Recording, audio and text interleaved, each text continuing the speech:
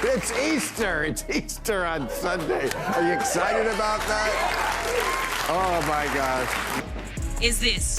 When I first became a public defender, I had no criminal defense experience. And I walked in and I told my boss, Charlie. Voters. Yeah. Parents are voters. When you're not a parent yet, you know, it's like, oh, voting, whatever. You know. Sex is not a spectrum. I mean, it's male and female. There are some people with very unusual... It was a moment made for headlines. Fiery, raw, and bursting with the kind of tension that doesn't just spark debate, it lights a firestorm. On live television, Bill Maher, never one to tiptoe, decided to drop the pretense and speak the uncomfortable truth. This wasn't just another political panel. It wasn't business as usual. What unfolded between Maher, Jasmine Crockett, AOC, and Don Lemon wasn't a debate. It was a clash of ideologies, generations, and egos. And for millions watching, it wasn't inspiring. It was embarrassing. At the center of it all was Jasmine Crockett, the rising Democratic congresswoman whose voice has gotten louder by the day. But as Maher and others would soon point out, volume doesn't equal substance. And Crockett's rise seemed more rooted in viral outrage than meaningful change. Maher didn't warm up. He didn't ease in, he called it like he saw it. Crockett, he said, represented a disturbing shift in modern politics, where being flashy replaces being focused, and where likes and views seem to matter more than legislation and leadership. Crockett didn't take it lightly. In a heated back and forth, she fired back, raising her voice, deflecting accountability, and turning the conversation into the exact kind of spectacle she was being accused of creating.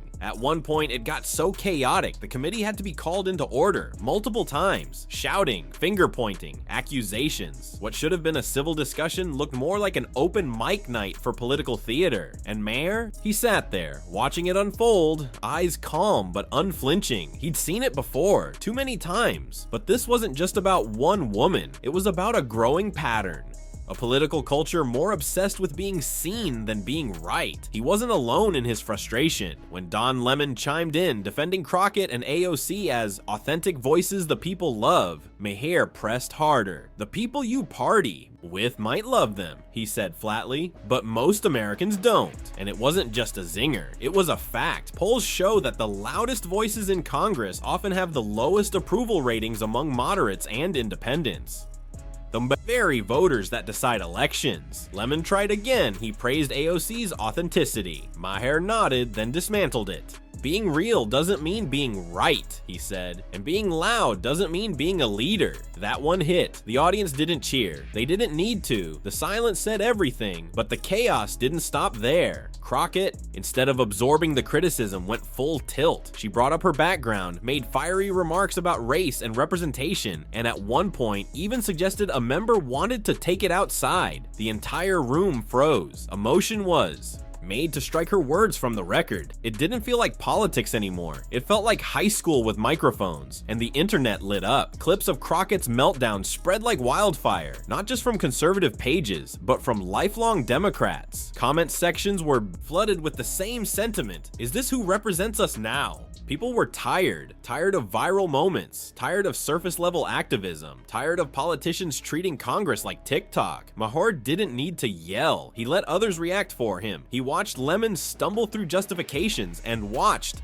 Crockett unravel on her own. And when the dust settled, what was left wasn't clarity, it was disillusionment, because somewhere along the way, real discourse had disappeared. And when Crockett dragged AOC into the fire, claiming she too was being unfairly criticized, the damage only grew. AOC, known for her Instagram lives and viral tweets, has long been both idolized and mocked. But tying herself to Crockett's chaos only reinforced the growing belief that the Democratic Party is being steered by influencers instead of leaders. And Maher didn't let it slide. He reminded viewers what leadership used to look like. He mentioned Obama. He compared Crockett's slang-riddled outbursts to Obama's calm eloquence. Can you imagine Obama saying, "This is whack, man, I'm over it, slap me out of this nightmare," he asked. The audience laughed. Not because it was funny, but because the contrast was so painfully true. And as if the segment needed more fuel, Crockett kept going. She brought out buzzwords like shields, threw in terms like trans and rights and threats, without building any meaningful argument, just emotion, just sound, just spectacle. Behind the scenes, insiders were shaken. This wasn't what they wanted showcased, but they said nothing. Silence reigned, even as the clips went viral and public. confidence dipped. And Maher? He kept going. He didn't stop with Crockett.